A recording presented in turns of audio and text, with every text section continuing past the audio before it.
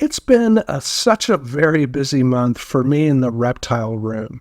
So today I'm going to show you some of the fruits of that labor. The plants died in my day gecko's vivarium, and I finally figured out why. I made a new vivarium for my pair of powder blue tinctorius dart frogs, and you might have seen a video not long ago on the vivarium I made for my crested gecko. I did something I've never done before to grow moss on the wood, and I'll show you some early results of that.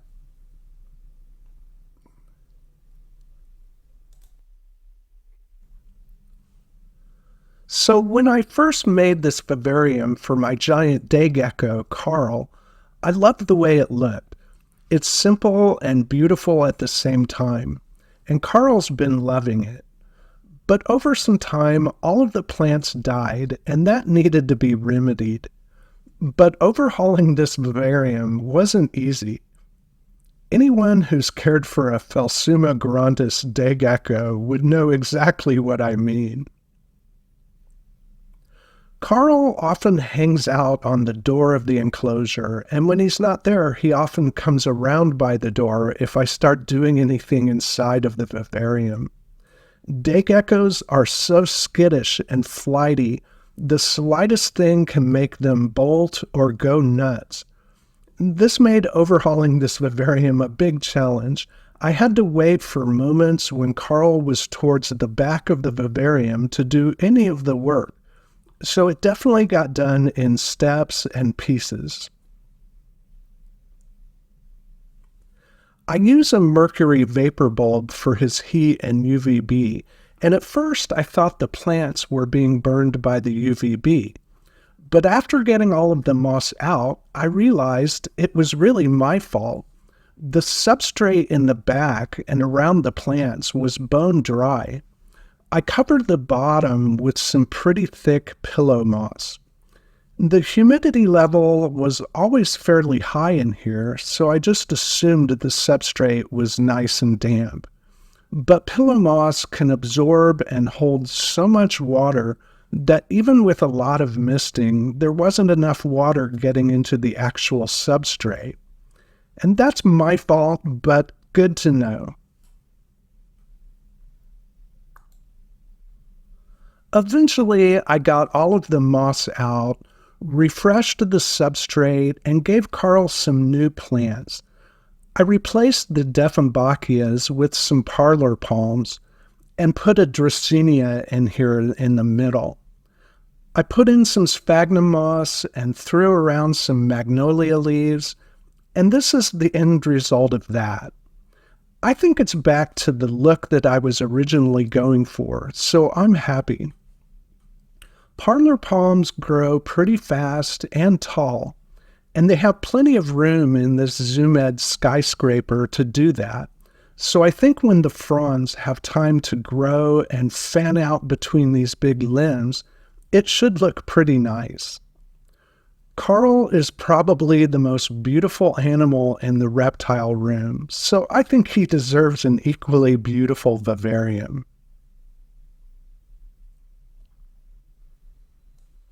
So now I'll move over to the other side of the room and show you this new vivarium for my pair of powder blue tinctorius dart frogs. I never really loved the vivarium they've been in for a while. So when I moved my crested gecko Morgan into something new, I was able to turn his old vivarium into something new for the frogs. I used some pieces of wood to build a slope in the back, and I like the way the coconut hides sit at different levels, like a house on a hill. I put some pothos cuttings that I rooted in the back, and the way that stuff grows, it won't be long before that'll fill in the space well. And this begonia is going to be beautiful in here once it has some time to grow out. I love all the color too. Begonias are a really good way to add some color to a vivarium. And the frogs look beautiful sitting on this red nerve plant. I think the frogs are going to love it in here. But if there's one thing I'm not happy with, it's that I had to use dried sphagnum moss instead of live moss. I'm not a big fan of sphagnum moss. It has its uses, but the frogs get little bits of it everywhere, and it's kind of ugly. Spring is almost here, and as soon as I can get away to the woods to forage some moss, I'll be replacing all of this with some more beautiful live moss. By the time the plants grow out and I do that, this will look fantastic. So I'll be sure to post an update on this vivarium when that time comes.